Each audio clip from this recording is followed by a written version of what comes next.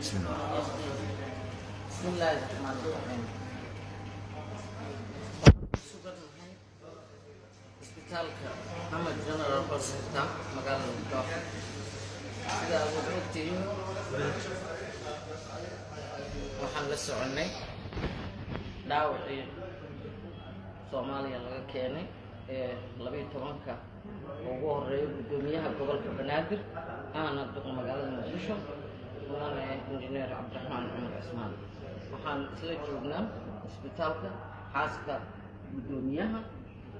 وعشان حبيبه احنا نسوي جبنا ميلاشيسا iyo gabadhiisa ayaa jooga oo reerkii yimid ah waxa halkan nagula sugan safiirka iyo xubno ka tirsan safaaradda iyo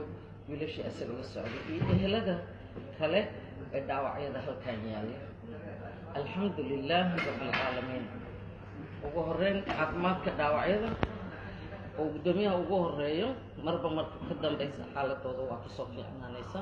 oo wax ilaahay loogu mahadiyo waxaa xalay geeriyooday mid ka mid ah bukaanada oo markii hore oo la keenay iba naloo sheegay 96% in dabka jirkiisa oo gaaray marka haddii Allah idmana inta lagu aasi doonaa qoyskii iyo eheladii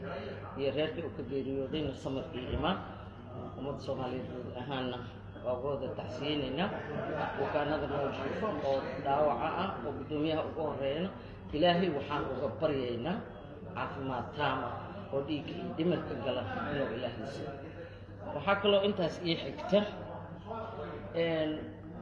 والله صو ضدك سوشيال ميديا إذا عدها قاد سيدا أكور قبطان أيو كشيء حالته مركز تامر حمك بنتي ما أوصل imanin midda kale waxaan rabaa dadkeena inaan ugu nasteexeeyo dhaawacyada aan hadda kor taaganahay oo halkan la keenay ugu horeeyay gudoomiyaha injineer Yariso iyo annaga kor taagan iyo kuwa hadlaya intaba guud ahaan waxaan sugaynaa dhimasho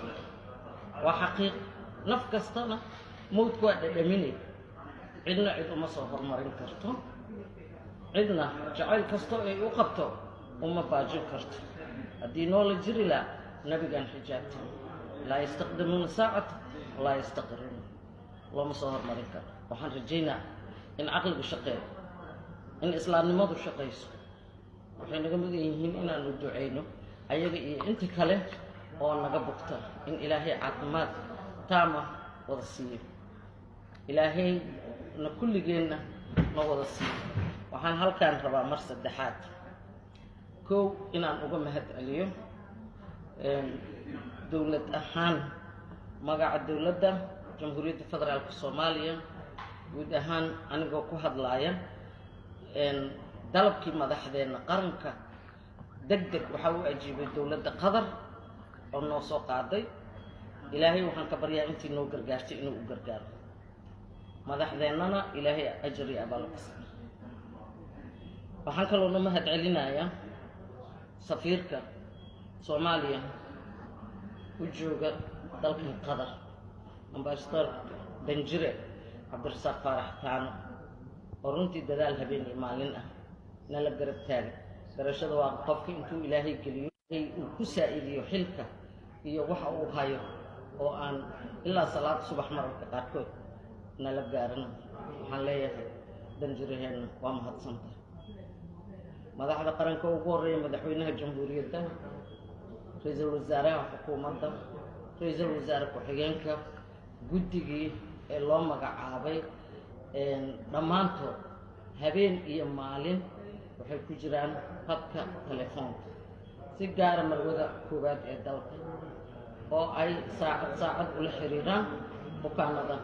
halkan ku sugan ee Soomaaliyeed ee ugu horeeyo gudoomiyaha gobolka Banaadir waxaan leeyahay dhammaantiin inaad ku caloofiyowataan ajal iyo waqti loo dhintay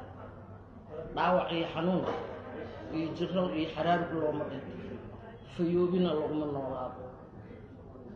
aan isu wada rajayno aan isu wada duceyno gaar ahaan ayaga maanta naga mudan oon kor taagannahay inaan u duceyno iyo intii kale oo islaan ah oo xanuun la ildaran ilaahay ha caafiyo wabilaahi towfiiq